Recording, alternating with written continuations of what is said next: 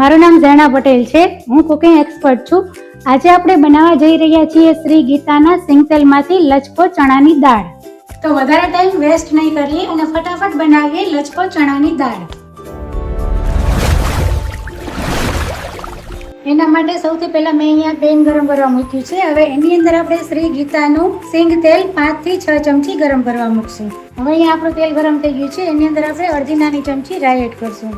રાઈ થોડી ફૂટી જાય પછી એની અંદર આપણે થોડું જીરું એડ કરશું. એની સાથે થોડી હિંગ એડ કરીશું. હવે અહીંયા મેં ખડા મસાલા લીધા છે. લવિંગ, તજ, બાદિયો, સૂકું લાલ મરચું અને તમાલપત્ર એ પણ આપણે એડ કરી દઈશું.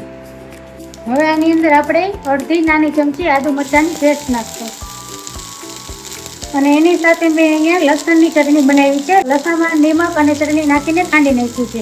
એ પણ આપણે એક નાની ચમચી એડ કરીશું. આ બંનેને તેલની સાથે એકદમ સરસ મિક્સ કરી લઈશું. હવે એની અંદર મેં નાનું ટમેટું અને નાની ડુંગળી આ રીતે ઝીણા કટ કરી લીધા છે. એને આપણે આની અંદર એડ કરી દઈશું અને બધું એકદમ સરસ મિક્સ કરી દઈશું. એની સાથે આપણે 5 થી 6 લીમડાના પાન પણ એડ કરી દઈશું. હવે આમાં આપણે મસાલા કરીશું. તો અહીંયા ડુંગળી ટમેટાના માપનું જ આપણે નિમક નાખશું.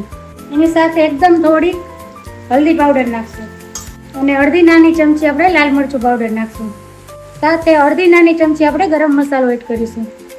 આ ડુંગળી ટમેટું એકદમ સરસ રીતે કૂક થઈ જાય ત્યાં સુધી આપણે આને સોતે કરી લેશું. તો હવે અહીંયા આપણું આ ડુંગળી ટમેટું એકદમ સરસ રીતે કૂક થઈ ગયું છે. તો એની અંદર આપણે અહીંયા ચણાની દાળ નાખવાની છે. મેં અહીંયા અડધો વાટકો ચણાની દાળને 4 થી 5 કલાક પલાળી અને એને હળદર અને મીઠું નાખીને બાફી લીધી છે. હવે આ દાળને આપણે ડુંગળી ટમેટા સાથે એકદમ સરસ રીતે મિક્સ કરી લેવાની છે.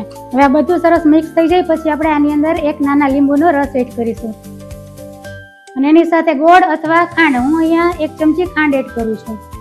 હવે આ બધું એકદમ સરસ રીતે મિક્સ કરી આ દાળને આપણે 5 થી 10 મિનિટ ઉકળવા દેવાની છે. એટલે બધા મસાલા છે એકદમ સરસ દાળ સાથે મિક્સ થઈ જાય. તો અહીંયા દાળ આપણી એકદમ સરસ તૈયાર થઈ ગઈ છે. તો ગેસની ફ્લેમ બંધ કરી દઈશું અને એને આપણે સર્વ કરી લઈશું.